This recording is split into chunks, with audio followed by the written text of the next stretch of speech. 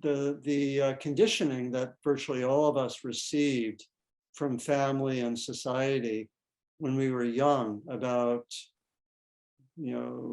doing things okay or being good is so thick.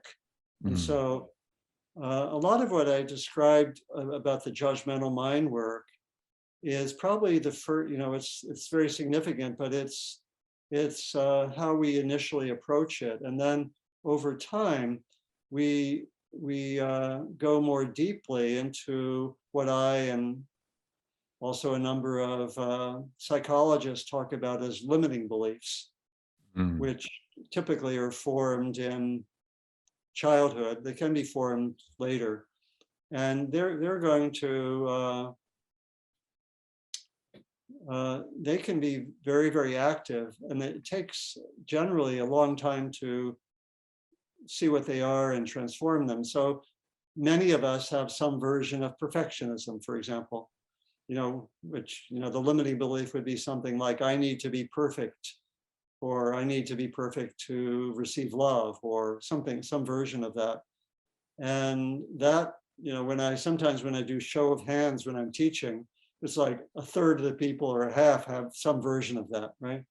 And they're different versions. And so those are going to be extremely persistent.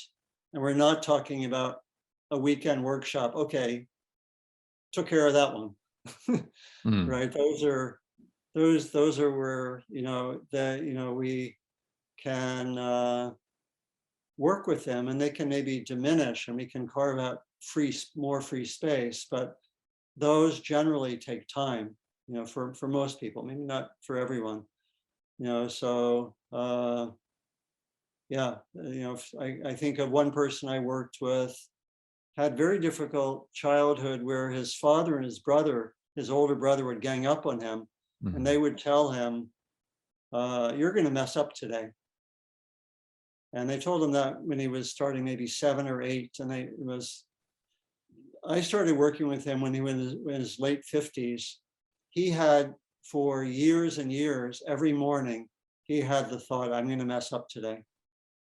It came from childhood, and we could have done it. We could call that a limiting belief, or maybe use a little different language to describe it. But that was very strong for him,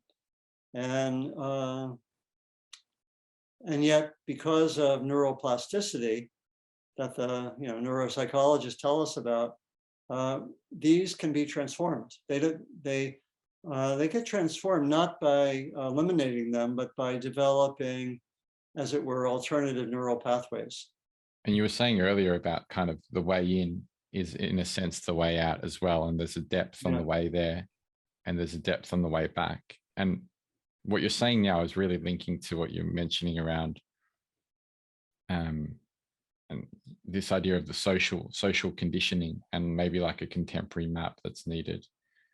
Yeah, that's right. And maybe just one point to tie it back Yes. to what we're talking about. Yes. If they're, talking about how is the trajectory of my work going, these are going to, for most people, tie into pretty primal material, right? Mm. And so you can, I don't know if you think that way, but for most people, talking about how is my work going, how is my trajectory going of my work, my life, my relationship, whatever, Mm-hmm. this is pretty primal. And so even if you do a certain amount of inner work and then try to say, okay, let me just be open about what happens, the conditioning's strong.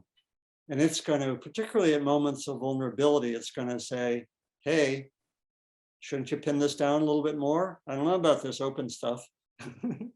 Right. And so it's fairly insistent. And nonetheless, cultivating openness and equanimity is a valuable part of things. And yeah, and I maybe to link up with the question you asked, I have found this kind of conditioning in myself. I was saying that the beginning of the close work with this happened after 25 years of spiritual practice, right? And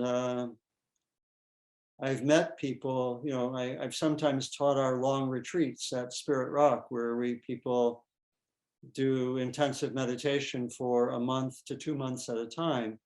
And I meet people who, who have done practice for years, deep commitment, often very deep insights, who definitely have residues of the judgmental mind or of these limiting beliefs and so forth. And so it's, I have found that for most people, one has to do specific practices that get at this kind of conditioning. Call it psychological conditioning or social conditioning. It's a mix, but so I see the work I've developed on the judgmental mind as complementary to traditional practices, which came out of a very different setting. There wasn't the same kind of contemporary psyche.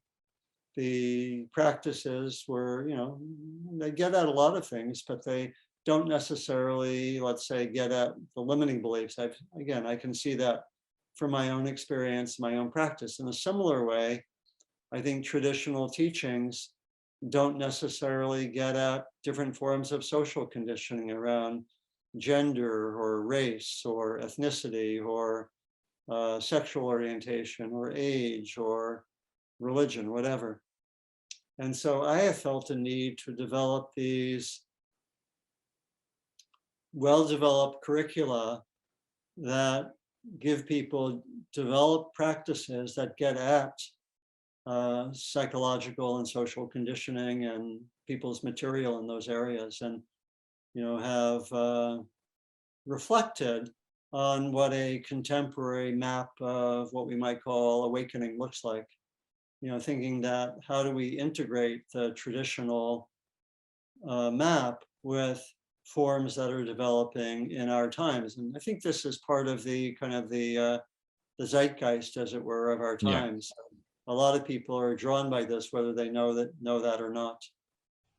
If you enjoyed this clip, the full episode will be made available up here somewhere, so feel free to check that out. If you're someone that's interested in working one-on-one with me and developing your practice of presence, reflecting on your life at the moment, and calibrating your trajectory, then feel free to head over to todaydreamer.com and get in touch. There's also a full catalog of episodes available on the website, which are there to help you cultivate the practice of presence so that you can more deeply participate in the blossoming of the emergent world story. Until next time, be well.